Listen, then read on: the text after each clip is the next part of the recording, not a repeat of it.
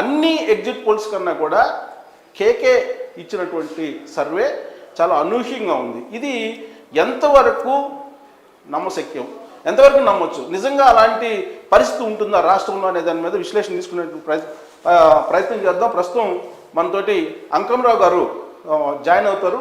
ఆయన రాజకీయ విశ్లేషకులు. ఆయన అసలు ఆ సర్వేలను మనం ఎంతవరకు క్రైటీరియాగా తీసుకోవచ్చు, అసలు అది సాధ్యమా, అసలు కేకే కానీ లేదా ఇతర సంస్థలు ఇచ్చినటువంటి సర్వేలు. వెల్కమ్ టు స్టూడియో అంకమరావు గారు. సో నాకు ఆశ్చర్యంగా ఉంది, ఇప్పుడు మనకు చూసుకుంటే ఎగ్జిట్ పోల్స్ అనేవి చాలా ఇచ్చారు. వీటన్నిటిని సమ్మప్ చేస్తే ఆల్రెడీ సమ్మప్ ఫిగర్ కూడా చెప్పాను నేను. పోల్ ఆఫ్ పోల్స్ ఇవన్నిటిని అంటే దాదాపు ఒక 10 సంవత్సరాలు ఉన్నాయి. వీటన్నిటి ఇచ్చినటువంటి ఎక్స్పెక్టేషన్స్ అన్నిటినీ కూడి డివైడెడ్ బై ఈ సమస్యలు ఎన్నైతే ఉన్నాయో వాటిని చేస్తే యావరేజ్గా మనకి యావరేజ్ ఫిగర్ కూడా వచ్చింది. అది చెప్పాను నేను పోల్ ఆఫ్ పోల్స్ సంబంధించి.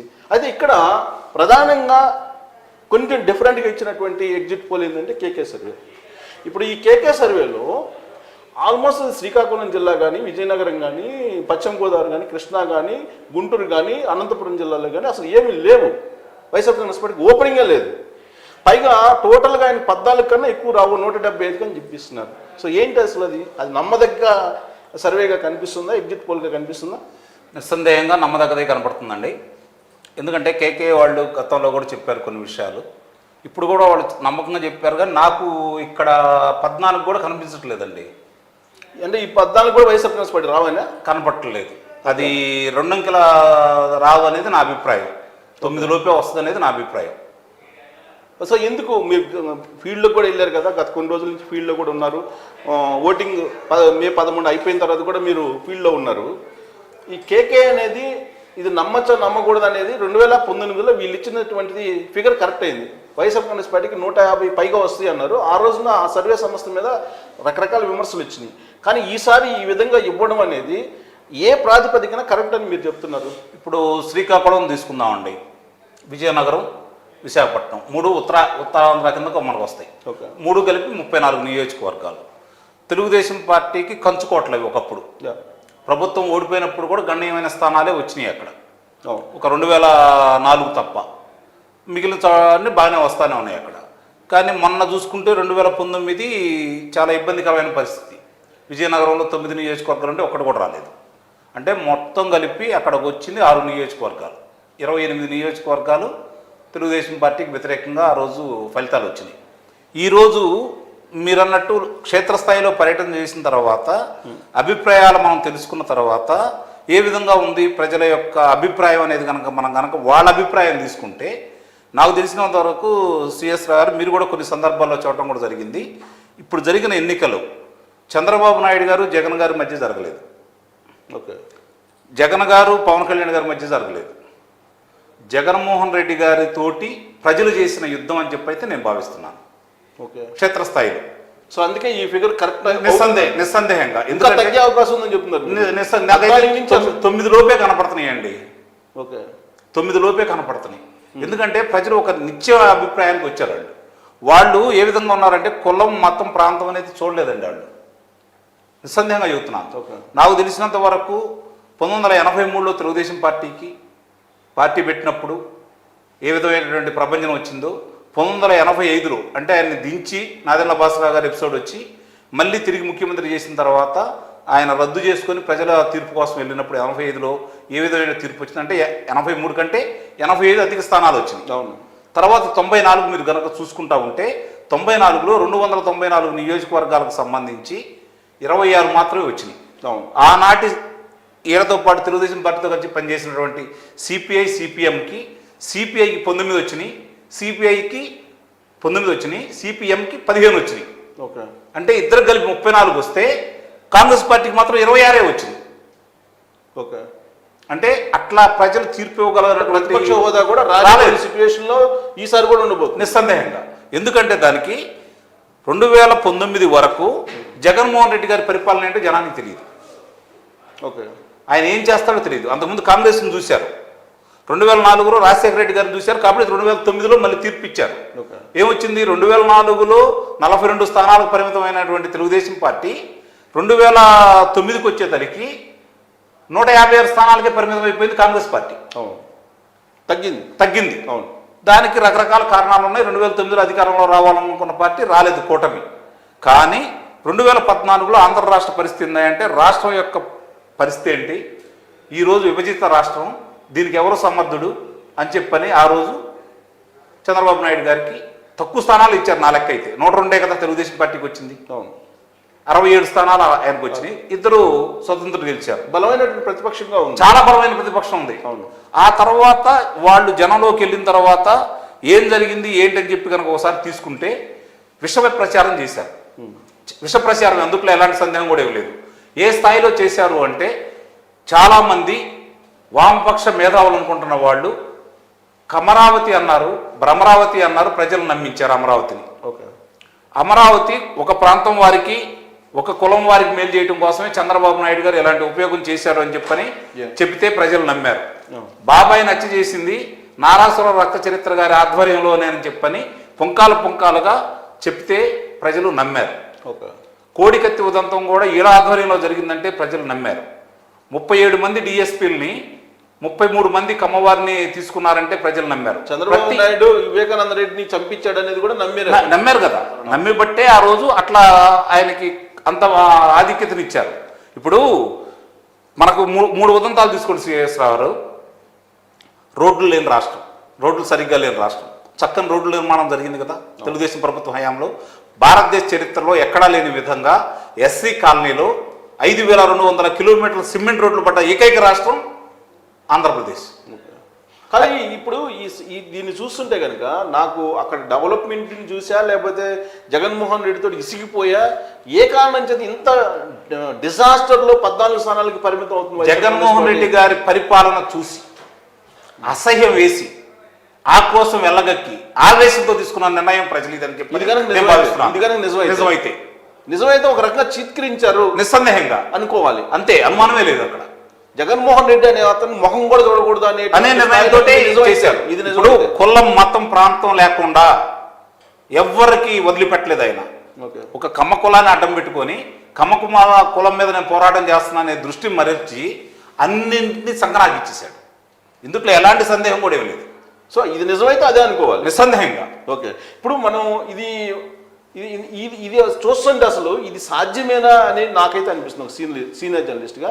బట్ అతను గుడ్ విల్ ఉంది, మరి అతను గుడ్ విల్ను ఒక రకంగా ఒక ఛాలెంజ్గా తీసుకొని ఇది ప్రొజెక్ట్ చేశారు అనుకుంటున్నాను నేను. ఇది 14 స్థానాలకు వైఎస్ఆర్ కాంగ్రెస్ పార్టీ పరిమితం అవుతుంది అనేది అది చిన్న విషయం కాదు. ఒక కేకే సర్వీస్ చెప్పడం అనేది it's not a small thing. అతని జీవితాన్ని, అతని యొక్క కంపెనీ గుడ్ విల్ ని పణంగా పెట్టాడు. అంటే అంత ఈజీగా అయితే పెట్టాడు కదా. సుబ్బారావు గతంలో కూడా చెప్పాను నేను, మనం ఒకసారి తిరిగి మళ్ళీ నేను అది చెబుతున్నాను. 161 స్థానాలు పైమాట కూటమికి వస్తుందని చెప్పని నేను ఘంటాపథంగా కనీసం 30-40 సమావేశాలు ఇవ్వడం కూడా జరిగింది. అలాగే మన ఈ ఇట్లా ఇచ్చిన నేను యూట్యూబ్ ఛానల్స్కి సంబంధించి కనీసం 10-12 ఛానల్స్లో కూడా ఇవ్వడం కూడా జరిగింది. నేను నమ్మానండి, ఎందుకంటే క్షేత్రస్థాయిలో తిరిగాను. నాకు తెలిసిన తర్వాత మా గ్రామం గురించి చెబుతానండి, బయట వద్దు.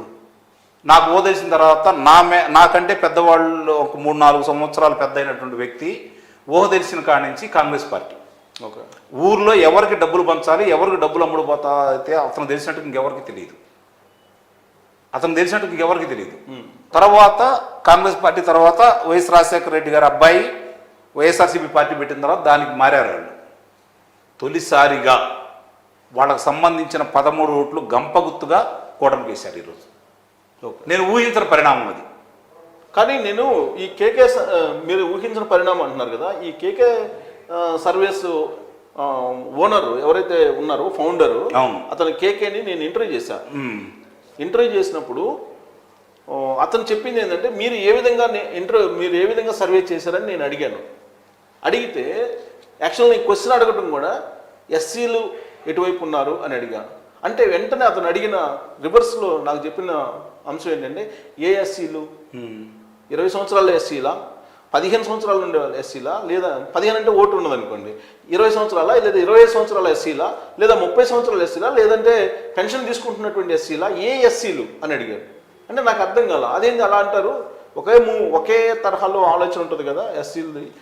జగన్మోహన్ రెడ్డి పైగా ఉచితాలు ఇస్తున్నారు, ఇళ్ళకి తీసుకెళ్ళి ఇస్తున్నారు కదా అని చెప్పి అడిగాను. ఇళ్ళకి తీసుకెళ్ళి ఇచ్చినప్పటికీ ఈ క్యాస్ట్ ఏదైతే ఉందో లేదా క్రిస్టియన్స్ లేదంటే ఎస్సీలు ఇలా చేస్తే మాత్రం సర్వే కరెక్ట్ కాదు, బట్ నేను అక్కడికి వెళ్ళి ఎమోషన్స్ మీద చేశాను అని అన్నాడు. నిస్సందేహంగా అండి, ప్రజల యొక్క మనోభావాలతో జరిగినటువంటి ఎన్నిక ఇది ఎందుకు అంటున్నానంటే, ముఖ్యంగా ఎస్సీ వర్గాల్లో ఇప్పటికి కూడా అతనికి 70% పడిందంటే కారణం నిస్సందేహంగా పథకాలు పనిచేసి, నేను కాదని అంటున్నా. కానీ మిగిలిన 30% యువతీ యువకుల తిరుగుబాటు అండి ఇది. చదువుకున్న యువతీ యువకుల తిరుగుబాటు ఇది. 3-4 పిల్లలు ఉన్న తల్లుల తిరుగుబాటు ఇది. తన భర్త వ్యసనానికి బానిసై, మద్యానికి బానిసై ఇల్లును గుల్ల చేస్తుంటే మద్యపాన నిషేధం చేస్తానంటే నమ్మి వేసినటువంటి మహిళల తిరుగుబాటుకి నిదర్శనం ఇది. అతని మనోభావాలకి. రెండోది రైతు ఎన్నో ఆశలు పెట్టుకొని, ఇంకోటి చెబుతున్నాను, రైతులు ఎందుకు నమ్మారు అంటే 2004లో అధికారంలో వచ్చినటువంటి రాజశేఖర రెడ్డి గారు 2009లో తిరిగి అధికారంలో రావడానికి ఆ రోజు వాళ్ళకు ఉపయోగపడింది రైతుల రుణమాఫీ. రైతుల రుణమాఫీ జరిగినప్పుడు ఉచిత విద్యుత్ కూడా పనిచేస్తుందండి. 2004లో ఉచిత విద్యుత్ అది ఒక ఫ్యాక్ట్. 2004లో పనిచేసింది. 2009లో అధికారంలో రావడానికి రైతుల రుణమాఫీ అనేది ఒకటి పనిచేసింది. వాస్తవంగా అది ఉత్తరప్రదేశ్లో పెద్ద రైతుల సదస్సు జరిగింది. అది చంద్రబాబు నాయుడు గారు కూడా దాంట్లో పాల్గొనడం కూడా జరిగింది. అప్పుడు ఆ రైతుల స్పందన చూసి మహేంద్ర సింగ్ తెకాయత్ గారు రైతు నాయకుడు జరిగితే అది చూసి భయం పుట్టి రైతు రుణమాఫీ తీసుకొచ్చింది కాంగ్రెస్ ప్రభుత్వం, మన్మోహన్ సింగ్ గారు ప్రధానమంత్రిగా. కానీ ఇక్కడ ఉన్నటువంటి ముఖ్యమంత్రి రాజశేఖర రెడ్డి గారు రైతులకు రుణమాఫీ చేయాల్సిన పని లేదు, 5,000 రుణమాఫీ చేయండి చాలు, 5,000 వాళ్ళకి రాయితీలు ఇవ్వండి, సంపూర్ణ రుణమాఫీ చేయొద్దని చెప్పి మోకాలు అడ్డేసి ఆయనకు ఉత్తరం రాయటం కూడా జరిగింది. ఈయన పట్టించుకోకుండా ఆ రోజు రైతు రుణమాఫీ చేసింది కేంద్రం. కానీ అధికారంలోకి వచ్చిన తర్వాత రాజశేఖర రెడ్డి గారి ఘనత అని చెప్పని వాళ్ళు ప్రచారం చేస్తుంటే తిప్పికొట్టలేని అసమర్థత తెలుగుదేశం పార్టీ.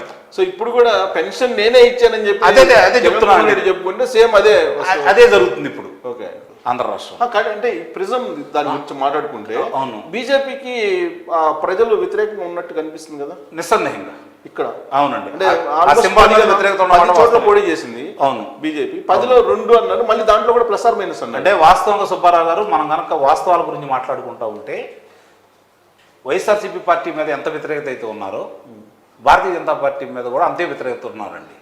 తెలుగుదేశం పార్టీతో కలిశారు కాబట్టి అయినా సరే మనసు చంపుకొని ఆ 2 స్థానాలు అయినా ఇవ్వడానికి సిద్ధపడ్డారు. ఇంకా వ్యతిరేకత పనిచేసింది. అంటే ఇది ఫిక్స్ కావచ్చు. మరి ఇది ఫిక్స్ అయినప్పుడు ఇది సాధ్యం కాదు కదా. అంటే వాళ్ళ సర్వే వాళ్ళ యొక్క ఆలోచన విధానానికి నేను మీకు ఎక్స్ప్లెయిన్ చేసి చెబుతున్నాను అంతే. అంటే నేను అనేది ప్రెసిడెంట్ ఇచ్చిన ఎక్స్‌పెక్టేషన్స్ ఏవైతే ఉన్నాయో నేను మాత్రం ఇది కనుక నిజం అయితే ఇది అబద్ధంగా, నేను మాత్రం త్రికరణ శుద్ధిగా నమ్మి ప్రజల మనోభావాలని గుర్తించిన వాడిగా నా ఉద్దేశం ప్రకారం దీనికి మొదటి మార్క్ వేస్తున్నానండి. ఓకే, నిస్సందేహంగా. ఇప్పుడు ఇక్కడ అనేది 110 అనేది వాళ్ళు చెప్పింది అయితే నేను అస్సలు ఇటు పరిస్థితులు నమ్మట్లేదు. 110 స్థానాలు కనుక వచ్చినట్టు కనుక చూపిస్తే నిస్సందేహంగా వైఎస్ఆర్సీపీ పార్టీ గెలిచినట్టే. సంఖ్యాపరంగా అధికారం రావచ్చేమో కానీ వైఎస్ఆర్సీపీ పార్టీ గెలిచినట్టు. అంటే ప్రజల్లో ఇప్పుడు కూడా ఎంతో కొంత ఆదరణ ఉందని నమ్మాలి. ఓకే, అది. సో ఇక్కడ పీపుల్స్ పల్స్ ఇది నమ్మదగినటువంటి కొంత సర్వే సంస్థ. ఎందుకంటే ఆల్మోస్ట్ దీనికి సంబంధించినటువంటి చేసేవాళ్ళు కూడా నాకు కూడా తెలుసు, జర్నలిస్టులు. ప్లస్ గతంలో రాజశేఖర రెడ్డి తోటి ర్యాలీ అయినటువంటి జర్నలిస్టులు, తర్వాత జగన్మోహన్ రెడ్డి తోటి మింగిల్ కాలేక కొంత దూరంగా ఉండి ఏదో రకరకాల కారణాలతోటి మొత్తం మీద వాళ్ళు ఒక ప్యూర్గా జర్నలిస్టులు లాగానే ఒక సర్వే సంస్థను పెట్టుకొని చేసినటువంటి ఆర్గనైజేషను. ఇది చేస్తున్నటువంటి ప్రొజెక్షన్స్ ఏంటంటే వైఎస్ఆర్ కాంగ్రెస్ పార్టీ గత ఎన్నికల్లో 150 వచ్చినాయి, ఈసారి 45 నుంచి 60 మాత్రం వచ్చే అవకాశం ఉంది అని చెప్పి ఎక్స్పెక్ట్ చేస్తున్నారు. తెలుగుదేశం పార్టీకి 95 నుంచి 110, జనసేనకి 14 నుంచి 20, బీజేపీకి 2 నుంచి 5 అని ఇచ్చారు. అంటే ఈ మ్యాక్సిమం ఫిగర్ తీసుకుంటే కనుక 145, 135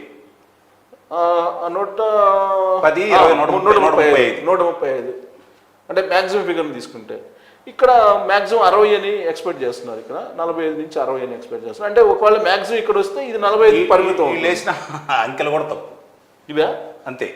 ఎలా ఇప్పుడు వీళ్ళకి 135 వచ్చినాయి, వైఎస్ఆర్సీపీ పార్టీకి 40 రావాలి కదా. అంటే మ్యాక్సిమం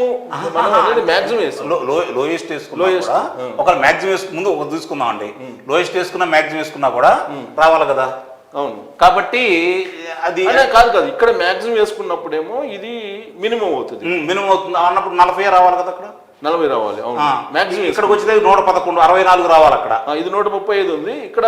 111 ఇది మినిమం అయిపోద్ది. అది 111 మినిమం వేసుకున్నారు అనుకోండి, 40 రావాలి, 64 రావాలి మినిమం వేసుకుంటే. అవును, అది అంటే ఒక 5 స్థానాలు ఏదో తప్పేశారని అయితే వాళ్ళకి తప్పు అని కాదు, ఎక్స్పెక్ట్ చేయలేకపోయి ఉండొచ్చు. 5 అది అదర్స్ అన్న వేయాలిగా, అదర్స్ వేయాలి, లేకపోతే క్లీన్ కాంటాక్ట్ అన్న వేయాలి కదా, పోటాపోటీగా జరుగుతుంది అనేది. ఇక్కడ వేసినట్టున్నారు.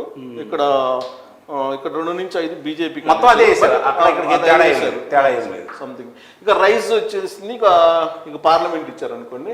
సో ఇక్కడ మళ్ళీ ఇండియన్ సర్వే, ఇది ఎలక్షన్ స్ట్రాటజీ సర్వీసెస్, ఇది 127 ఇచ్చింది. 127ను ఇక్కడ ఎంపీలు వచ్చేసి 19 ఇచ్చింది. ఇది మరి ఇది ఎలా ఉంది 127 అనేది? కొంచెం ఏమైనా నమ్మదగ్గిందా? ఇది యాక్చువల్గా కొంచెం కరెక్ట్గానే ఇస్తుంటారు అప్పుడప్పుడు. కొంచెం ఇంతకుముందు ట్రాక్ రికార్డ్ కూడా బాగానే ఉంది దీనికి, ఇండియన్ సర్వేకి. Expected MLA seats YSR Congress పార్టీకి 49 నుంచి 63, టీడీపీకి 108 to 126, అదర్స్ 1 ఇచ్చారు. 108 తక్కువ వస్తాయి. అవును, 126 సహజంగా వాళ్ళకి ఎదురైన వ్యక్తుల దగ్గర నుంచి సేకరించిన సమాచారం ఇది. అంటే ఇప్పుడు బయటపడని వ్యక్తులు, ఇప్పుడు మామూలుగా ఇన్ని సంవత్సరాల చరిత్రలో 2014కి విభజించిన దానికి కారకులైనటువంటి ఆంధ్ర రాష్ట్రాన్ని విభజించిన దాన్ని ముఖ్యమైన వ్యక్తి ఎవరన్నా ఉన్నారు అంటే అది కాంగ్రెస్ పార్టీ కాబట్టి దాన్ని అందు చూడాలని చెప్పని కనీసం ధరావతులు కూడా రాకుండా చేశారు కదా 175 స్థానాల్లో. అవును, రెండోసారి కూడా రాలేదు కదా. అంటే ఆంధ్ర ప్రజల యొక్క విషయం అది. ఆంధ్రప్రదేశ్ ప్రజలు ఏ విధంగా ఆలోచిస్తారు, రియాక్ట్ అవుతారు కాబట్టే నేను దీన్ని కేకే వాళ్ళ సర్వేని నమ్ముతున్నాను.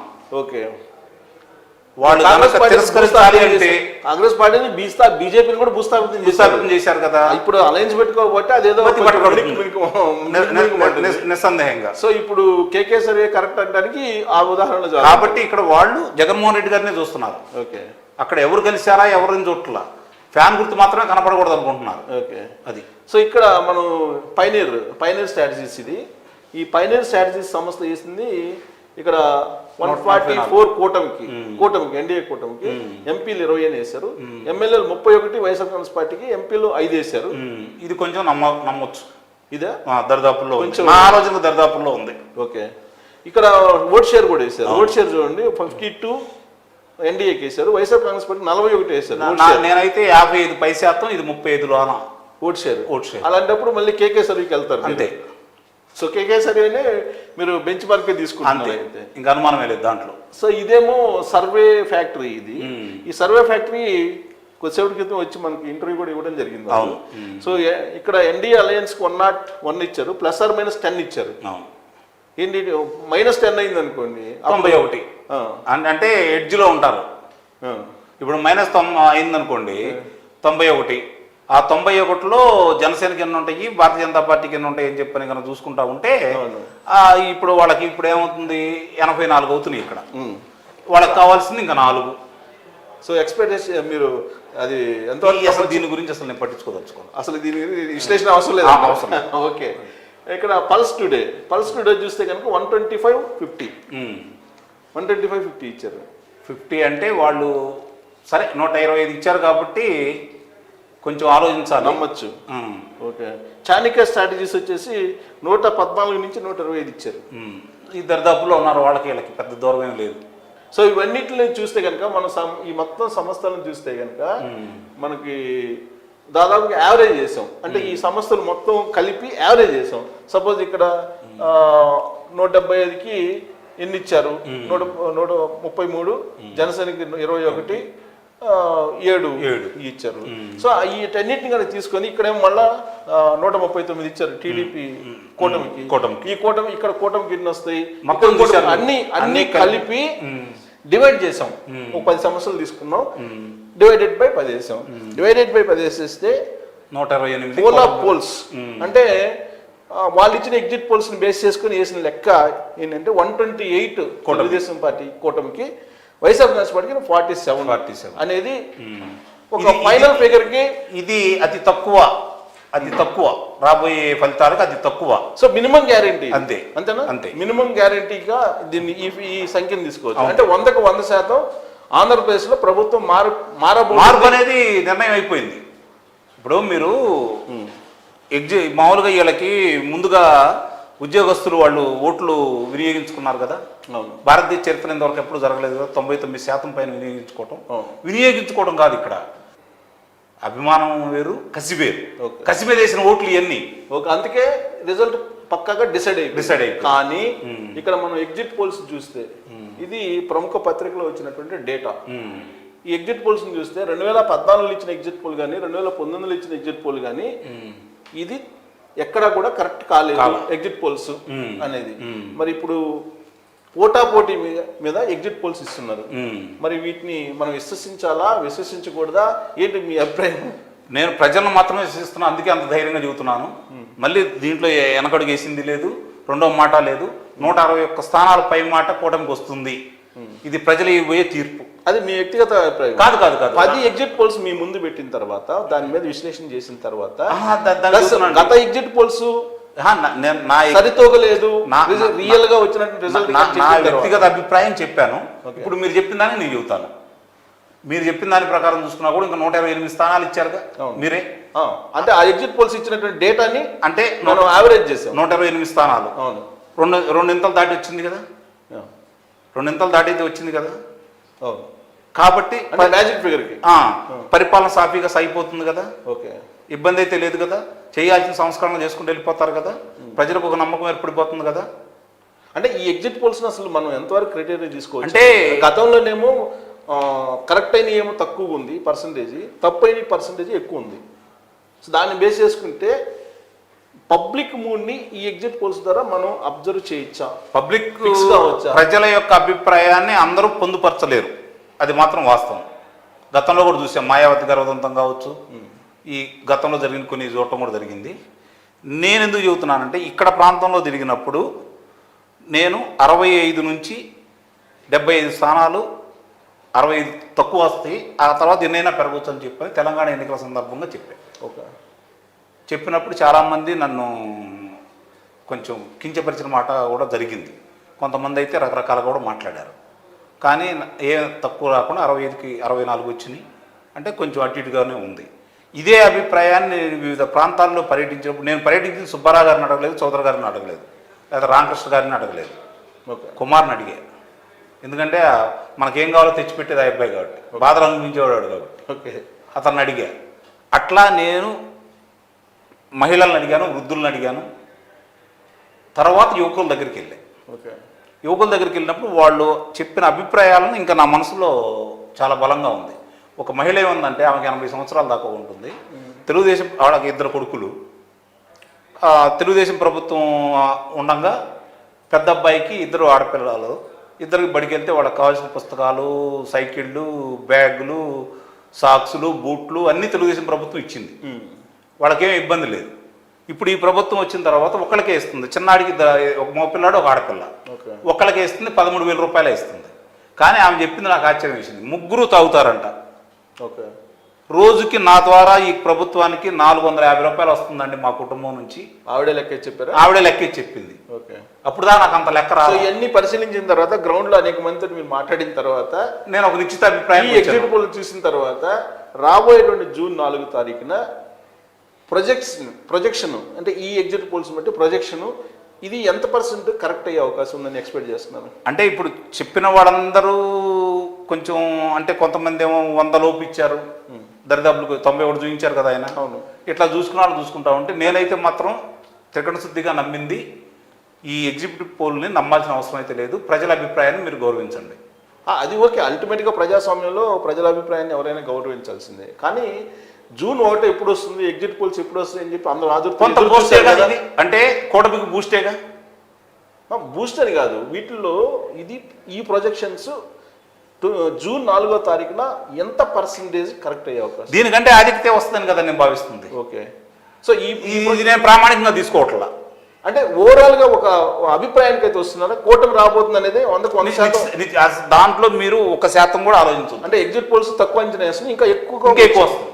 Okay, thank you very much Gowda గారు, థ్యాంక్ యూ వెరీ మచ్ విశ్లేషణ అందించినందుకు.